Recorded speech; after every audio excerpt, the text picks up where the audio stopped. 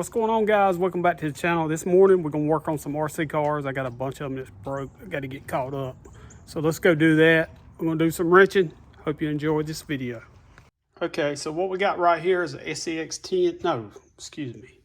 This is the Chalo. It's basically a Chinese copy of the Chalo. It's that Injora Girder frame chassis. This is actually a good deal. It is a direct copy, almost a direct copy of the Chilo, the brazen scale Chilo. But it's been a pretty good truck. Well, you put the servo on axle. I printed this mount, got it off like Thingiverse or 3D Geeks, something like that. I can't remember where I got it. But I've got these mounts on a lot of my Element trucks, and they've been holding up pretty good. Excuse me. But this truck is basically just Element axles. Yeah, Element axles, Element transmissions. We got a Fusion, I think it's a SE in there, Fusion SE. And it does have the stock, was it 11.9% overdrive? But we fell off of a little ridge up at Glendale and broke one of the links. So that's the first thing we're gonna fix on it. We're gonna fix that link.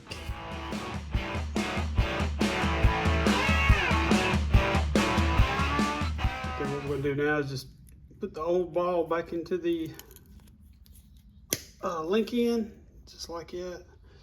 Now we will try to get this little piece off. There it is, it popped right off. And we will try to screw the new one on. I wish I had one of them cool little tools like I see all those YouTubers use, but I don't have one yet. I saw one the other day, but I was hesitant on buying it. So basically what I do is just try to get it threaded on there, started as straight as possible. And just stick me a little Phillips screwdriver through it. And then just spin it on there, just like this here. Yeah, they make a little tool that's cut on each side that will go right there and just spin that thing on there like it ain't nothing.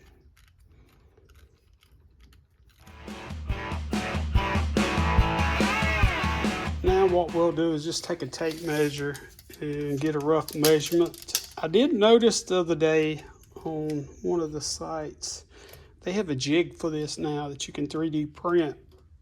Actually put the spindles in a jig to make sure you get it the right, get your links the right size. That way you know you're square on all four corners. And we're looking pretty close here.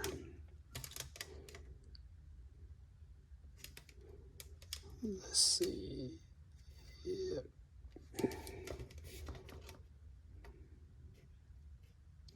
Yeah, it looks pretty good. So that's what you want to make sure before you go ahead and put that screw all the way in. Is to make sure the distance from here to here to here to here, you know, that way you won't have a car going down the road sideways. Dog tracking, I think is what they call it. Check this out. Where we crawl, there's always women laying out in the sun, so you always are picking hair off of your car, which is kind of gross. There's always hair down there. Well, I'm gonna go ahead and get this in, get this wheel put back on. And I think I lost a wheel nut on the other side when I was down there, and I had to use one that I had temporarily. So we're gonna check that wheel and see if it needs one.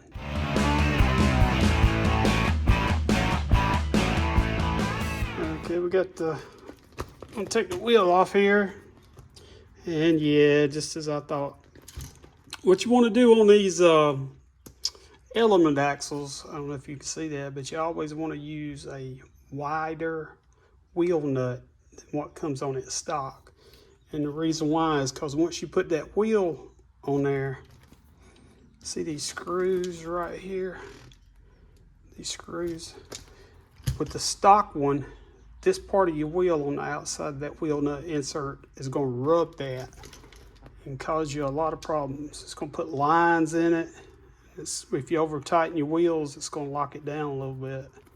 So I'm going to go get the one out of my go bag, that I took off this truck because I lost a pin in it, and the only pin that I had was one that screws in.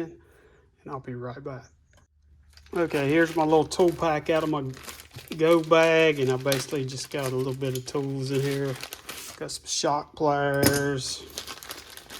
Here's got another pair of pliers in there, just some lockdown pliers and a screwdriver and some bits.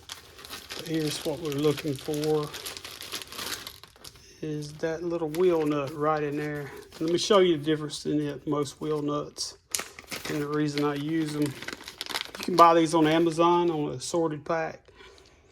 But if you see, it's got a little raised, let me see if I can get the camera in a little tighter, a little raised indentation right there. See it? And that indentation makes it, when you put it in there, it offsets. So you're not rubbing your wheel nut or the inside of your wheel up against them screws on these element axles. Okay, here's the wheel nut I just took off. As you can see, it's pretty much, I don't know if it's been ground or if it's just flat. But then here's the one we can put. It's got a 7.0 offset. As you can see, the little flange focus camera, help me out here, right there on it to kind of make it offset where this one's flat. And the reason that we lost this little pin that goes inside this wheel nut down at the river, that's the reason we used the one with the screw. But let me zoom out just a little bit. And that is the reason we went with the other one. Let's make sure that fits. Make sure it fits in that wheel nut. Yeah, it fits in there good. So we'll just get it back in there, get it fixed. We're starting to create a mess here. I've been trying to get away from that, but it happens. There we go. And just turn that till we get it straight up there like that. And put the wheel nut back on, and then put the tire back on. See how much space, I don't know, yeah, you can see it. See how much space we got now versus the other one. It helps you a little bit on side hilling, but the main thing is to keep that inside of these wheels from rubbing them screws that go in to hold that bearing in the outside of that axle there. And that's the reason I like to use these. You can get them on Amazon. I order mine off Alibaba. I don't mind waiting on the long boat from China. But we can go ahead and put the lug back on it. And I think this will be a wrap for this car. And now we're just going to test the car to make sure everything's okay. Notice I did snag that little, sorry about that. Snag that little wire right there with that gear a little bit somewhere along the line, but it ain't cut through it. It's the conductors come off of it. So let's get our transmitter here. I think this is the right one. Oh, I hit the bind button. I didn't mean to hit that. See, that's the Pro. We don't want the Pro. We want the Injora. There we go. Turn the car on.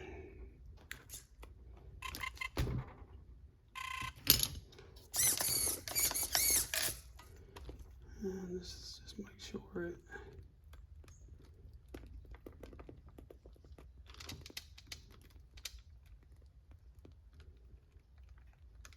It looks like it's doing pretty good, so looks like it's a fix.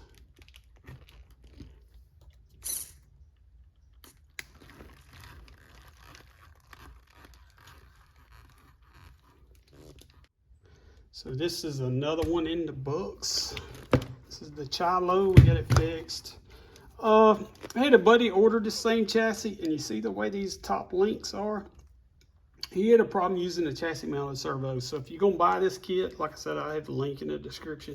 You probably want to get you a servo on axle mount or print you one, however you want to do that. And that's about it. So I hope you enjoyed me fixing this car. Now we'll go on to the next one.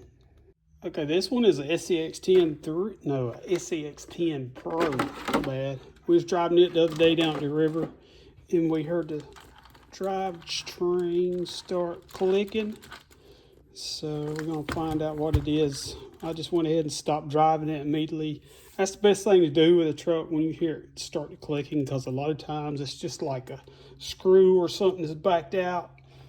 But we heard it clicking, so I stopped driving it and got another truck. But we're gonna go through it and check it out, see what it is. First thing I'm gonna do, I'm gonna take off the drive shafts and see if it's clicking in one of the diffs or if it's where it's clicking at. But it's gonna be a step-by-step process to try to find out what's wrong with this RC. Okay, first what we're gonna do is try to see if we can make it do it again, which I'm sure we can, shouldn't be a problem. There we go, we'll turn the truck on.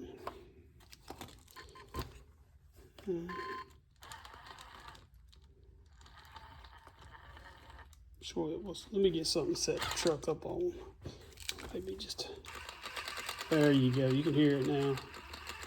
Got something loose, I don't know where it's at. You can hear it clicking, so I'm gonna take the front drive shaft out first, and then we'll go from there.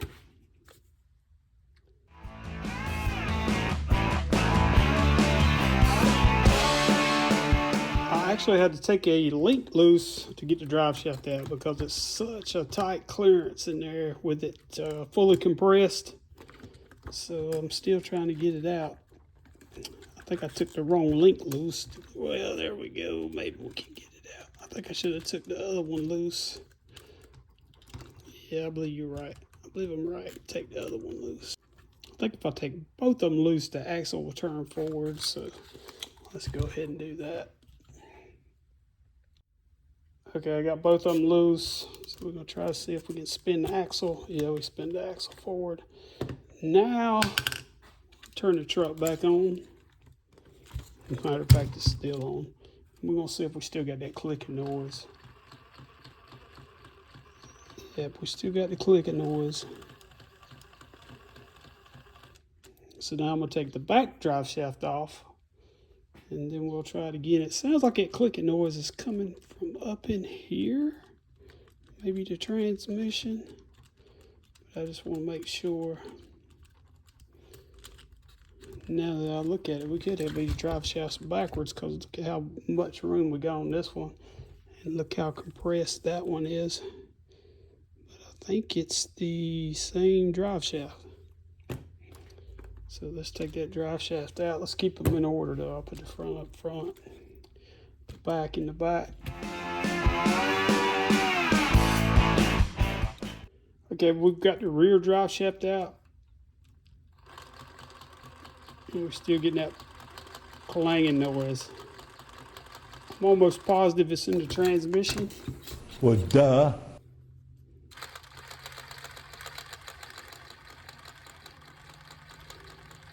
So we're gonna have to pull the transmission out of this truck and go through it. So I see no easy way to take the transmission out. Basically, I'm gonna have to just take the side bolts out. 4 bolts in the bottom. So we'll go ahead and do that. One thing to always remember when you're taking skid screws out is to make sure they're all the same size. If they're not, remember where they go. Because the Element and the SCX platform, a lot of times the SCX10 and maybe, I can't remember, I know all Elements, most of the Elements is like that. You have one screw longer than the other on one side of the transmission.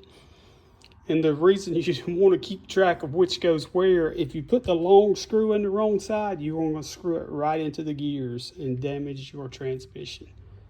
So I'm going to go ahead and finish taking these screws out and get this transmission out of here. Okay, I forgot. The skid plate is actually part of the transmission, the SCX10 Pro, because I remember people talking about this. They said if you ever, it wasn't going to be an easy truck to work on when it came out. I remember people saying that. And that's the reason why. If you ever have to do any work on it, you basically almost have to take the whole truck completely apart, almost. So we're probably going to have to take these links loose. That way we can get the transmission out of there, unless we can slide it through here, which I think we can. There we go. Okay, good. So now we can start diagnosing our problem, pulling this apart. And here maybe taking the motor loose, see if there's something loose in there, and go from there. But yeah, it's a pain, but luckily a good portion of the screws are all the same size, so it won't be too hard to put it back together. Okay, so we got the transmission out of the truck.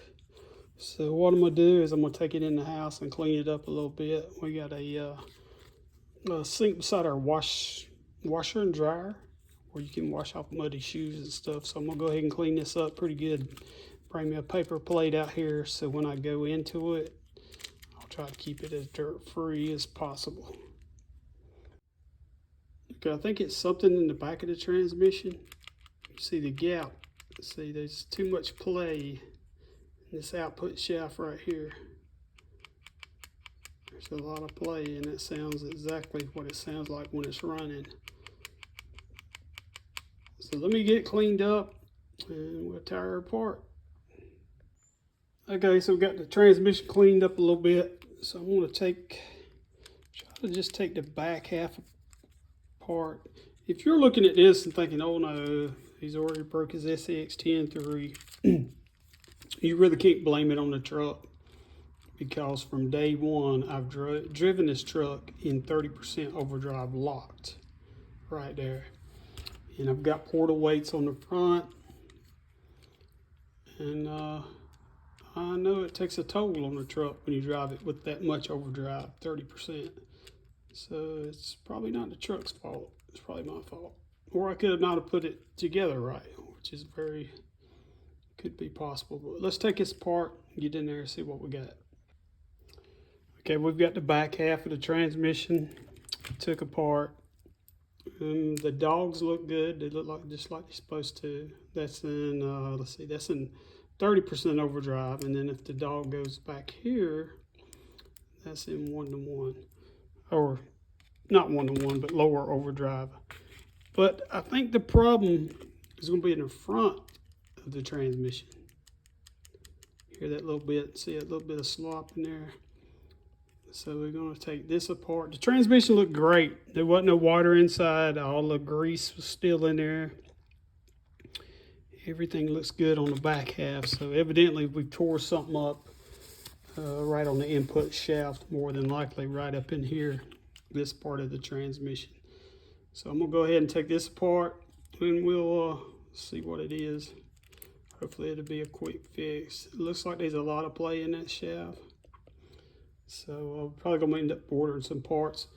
I apologize if y'all hear cars going by. I'm out here in my garage. It's a pretty day. I left the door open. Okay, I didn't film a lot of that, but I took the transmission all the way apart, went through the whole thing. It looked like something had been moving around in there. I used the, excuse me, the axle grease that come in the kit.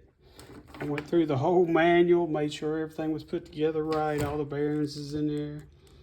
And but you could tell where the thick grease, Axial sent thick grease to actually put on this transmission. I prefer the white lithium grease.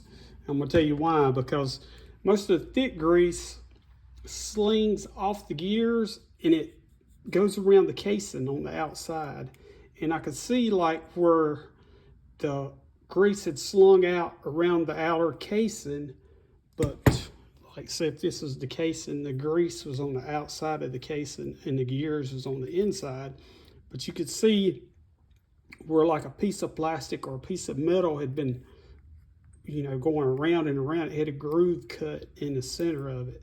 But I couldn't find nothing in there. I looked, but I did notice that the slider on the dogs, you know, the dogs is the pieces in there, the gears that's got a little bit of play in them where they go in and out to go from the lower overdrive to the 30% overdrive. The slider was not engaging all the way. So I might have just took the transmission all the way apart when basically it was just a slider. But I did look through the whole thing. It all looked great. looked real good. There wasn't no wear. And we're gonna put it back in the truck, see how it does.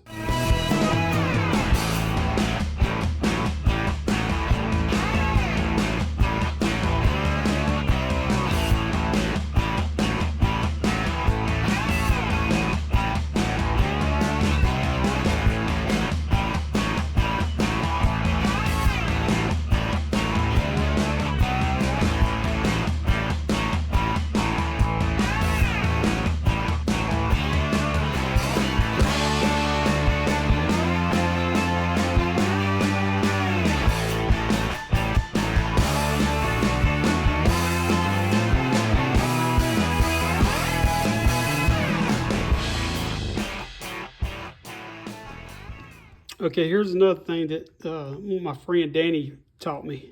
Well, all this stuff I've learned from friends, but Danny's taught me a lot. When you mount your drive shafts, you want to make sure they're phased right. And basically what that phase means is like, let's see, I've got a drive shaft sitting here somewhere right here.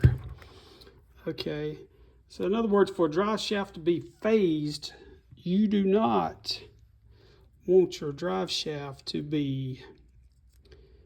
have the screw head on both sides. You want it on opposite sides.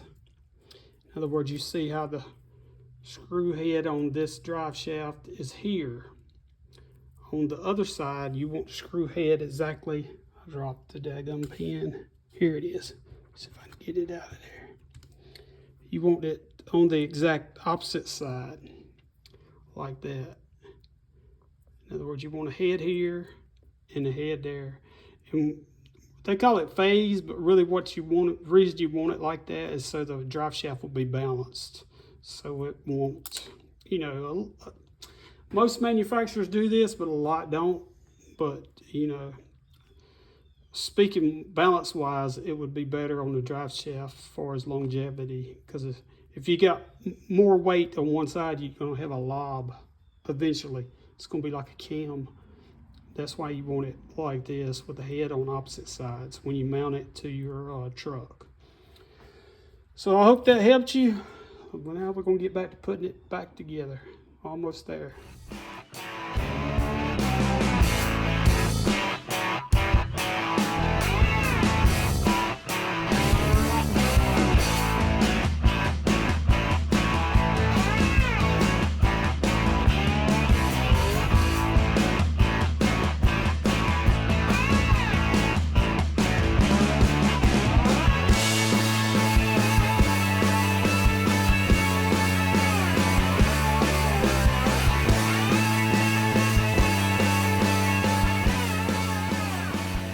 Okay, there we got it. The SCX10 Pro. Man, I get so confused with these. We're gonna put a battery in it and see if it fixed it. I don't have no idea if it fixed it or not. I don't know. I hope it was just that slider on that dog that was causing the problems. It seemed like that was it, but I'm not really sure. Let's turn the truck on. That helps. Whoa, okay, I gotta plug the motor back up. Unplugged it. Brown and black is ground, I believe. So now we'll start it back up. See what we got.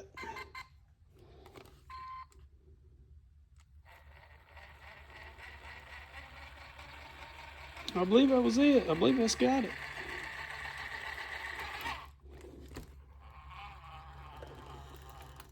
That fixed it. So evidently there was something either in there running around and I threw it out here on the table. I checked the paper plate. I couldn't find nothing in it. Or either the dog was not all the way engaging and it was in a bind somewhere. But that transmission is pretty simple. That's probably one of the simplest transmissions I've ever built. I think one of the most complicated was the Phoenix VS410 by Vanquish Products. And but that was pretty straightforward. Just take your time, take you a break if you're working on these things. Okay, I just got done test running it here in the garage, and everything ran out good. So evidently, it was something wedged in there. I don't know if it's still in the transmission. If it is, it will do it again probably. We will take it apart and totally clean out the whole case, because a lot of times you can get a piece of plastic or something break loose in there and it gets stuck in that grease around the outer, on the outside of the case. Turn this connection is tight, and you hit a bump or something, or the truck fall off a rock or something, then it wedges itself back in between some gears and you start getting that lobbing again. Well, I hope you enjoyed this video. As you can tell, it's still cloudy out here and it really couldn't crawl today, so it was a good day to work on some RCs. You see this cement's still holding water, so you know them rocks at the river's holding water. But I hope you enjoyed this video, and remember, till next time, I love you, but God loves you more.